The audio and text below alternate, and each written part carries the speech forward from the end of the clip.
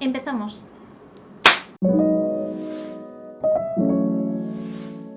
Hola, yo soy Kathleen y hoy os traigo otro capítulo de Mujeres en la Historia. Desde que empecé esta sección me he planteado seriamente si es más interesante que las figuras que elijo para los vídeos sean más conocidas o menos. Es decir, si es más interesante dar a conocer mujeres que no sean para nada conocidas o que sean muy poco conocidas, o si por el contrario hacer vídeos sobre mujeres que son más o menos conocidas pero ahondar un poco sobre su figura y su papel es más interesante o le va a parecer más interesante a la gente. Así que si tenéis una opinión al respecto me encantaría saberla, así que déjamela por comentarios, por favor. En esta ocasión voy a hablar de una mujer que seguramente conocéis, y es que precisamente hoy, día 2 de diciembre, es el Día Internacional para la Abolición de la Esclavitud, ya que en 1949 las Naciones Unidas firmó un convenio para la represión de trata de personas y la explotación ajena. Y aunque la persona de la que os voy a hablar no sufrió la esclavitud per se, sí que es una figura muy importante para los derechos civiles. Y es que hoy os voy a hablar de Rosa Parks. Así que mientras os enseño cómo voy haciendo una ilustración de ella, os cuento un poquito más sobre su vida. ¡Vamos a ello! Pues sí, Rosa Parks es claramente una defensora de los derechos civiles en Estados Unidos.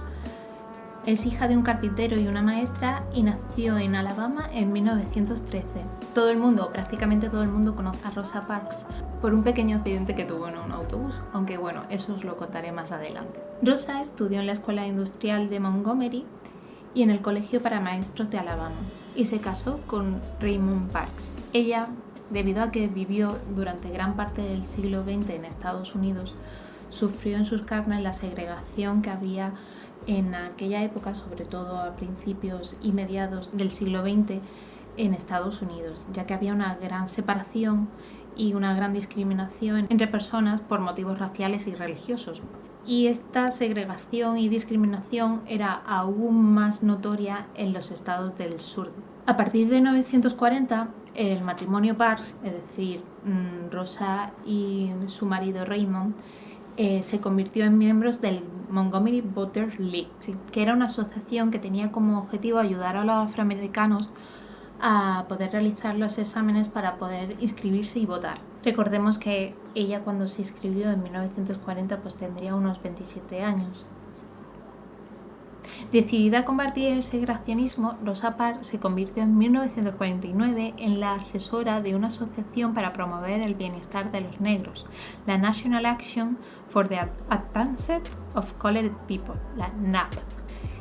En 1950, Rosa se unió al movimiento de derechos civiles y se empleó como secretaria para la Asociación Nacional para el Progreso de Personas de Color en Montgomery, es decir, cuando tendría unos 37 años.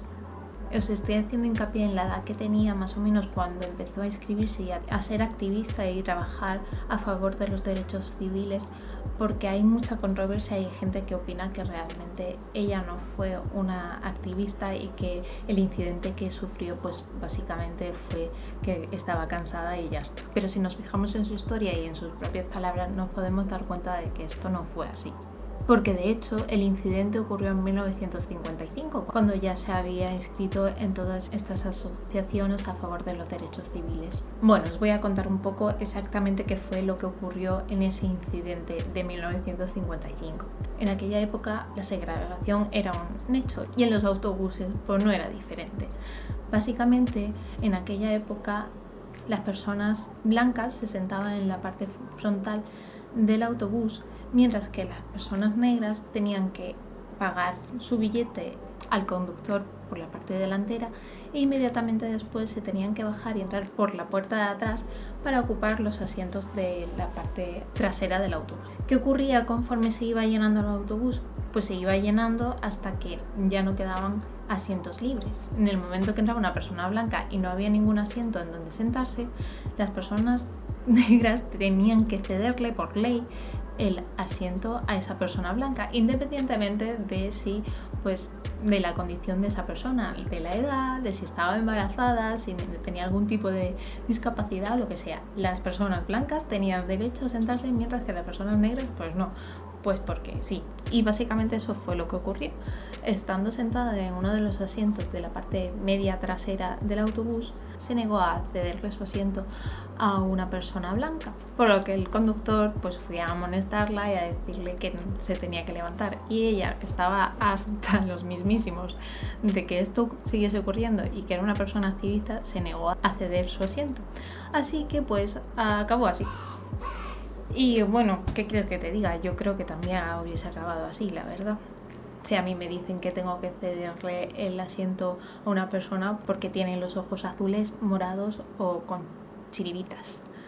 Así que después de negarse y de tener una pequeña pelea con el conductor del autobús, fue arrestada y condenada a pagar una multa de $14, que la verdad es que, dicho hoy en día, pues supongo que no suena mucho, pero me imagino que en 1955 y para una modista negra sería una cantidad un poquito dolorosa. Así que pues este incidente sería la chispa de muchos movimientos civiles que surgieron durante la segunda mitad del siglo XX en Estados Unidos. Porque por aquella época estaba prohibido el acceso a personas negras a piscinas, escuelas, restaurantes y un gran número de servicios públicos exclusivos solamente para blancos. Es por eso que este hecho con frecuencia se cita como la chispa que originó un gran movimiento por los derechos civiles. Y por eso a Rosa Parks se la conoce como la primera dama de los derechos civiles. A pesar de que antes que ella hubo varias personas que también se negaron a ceder su asiento, como es el caso de Irene Morgan, la cual se negó a ceder su asiento en 1944, es decir, 11 años antes. Pero para entender por qué el caso de Rosa Parks fue especial, hay que contextualizar lo que ocurrió después de este hecho. En el caso de Irene Morgan fue también muy interesante porque la ANAC le proporcionó ayuda legal y gracias a su victoria el Tribunal Supremo aceptó que se terminase la segregación racial en el comercio interestatal. Pero el caso de Rosa Parks fue especialmente revolucionario porque gracias a este caso se consiguió que las leyes segregacionistas estatales se terminasen, no solo a nivel interestatal, sino estatal. Uno de los principales efectos o consecuencias que tuvo este incidente en el autobús fue la creación del Montgomery Improvement Association, cuya finalidad era la defensa de los derechos civiles de la minoría negra, el cual presidía Martin Luther King. La asociación organizó un boicot a los autobuses de Montgomery que tuvo un seguimiento masivo y fue un rotundo éxito. Duró 382 días y contribuyó a que la causa de los afroamericanos de Montgomery fuese conocida en todo el mundo. Como consecuencia de ello, el gobierno norteamericano se vio obligado a abolir la segregación en los transportes públicos. Me hace especialmente ilusión contaros todo esto porque hace ya bastantes años tuve la oportunidad de estar en Memphis y visitar el Museo Nacional de los Derechos Civiles. Si tengo alguna foto, os pongo aquí. Que por desgracia está situado en el motel en donde fue asesinado Martin Luther King. En 1957, Rosa y su marido se establecieron en Detroit, Michigan, donde prosiguió su actividad por la defensa de los derechos civiles. De hecho, unos años más tarde, en 1965, Rosa Parks empezó a trabajar para el congresista afroamericano John Collins, trabajo que mantuvo hasta 1988.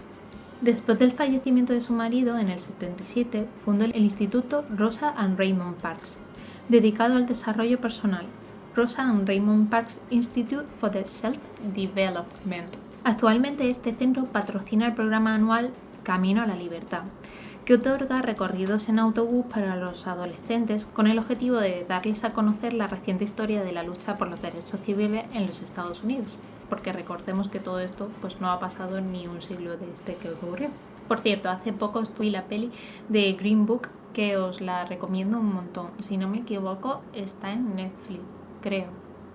Gracias, Olga, de la edición. En 1979, la NACP otorgó a Rosa Parks su medalla más importante, la medalla Spingarn, y al año siguiente recibió el premio Martin Luther King.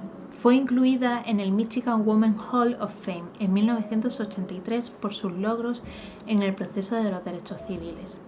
Y en 1989, Rosa Parks participó en la inauguración del monumento conmemorativo Civil Rights Memorial en Montgomery, Alabama. En el 99 recibió a manos del presidente Bill Clinton la medalla de oro del Congreso.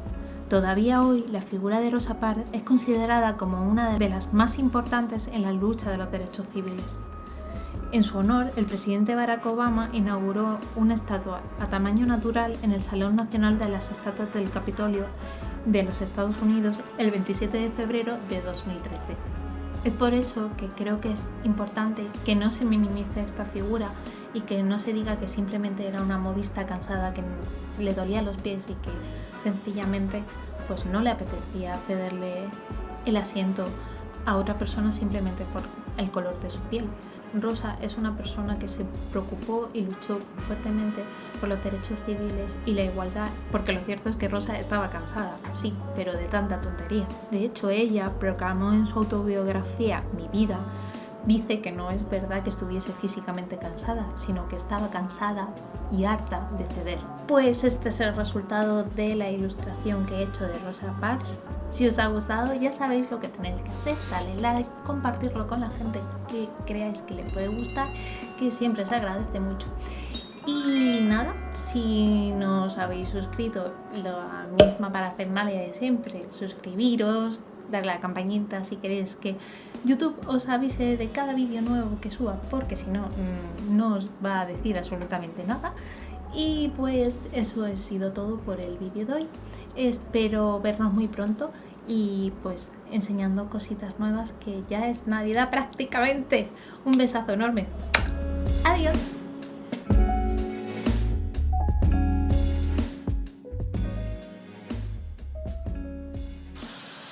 Development.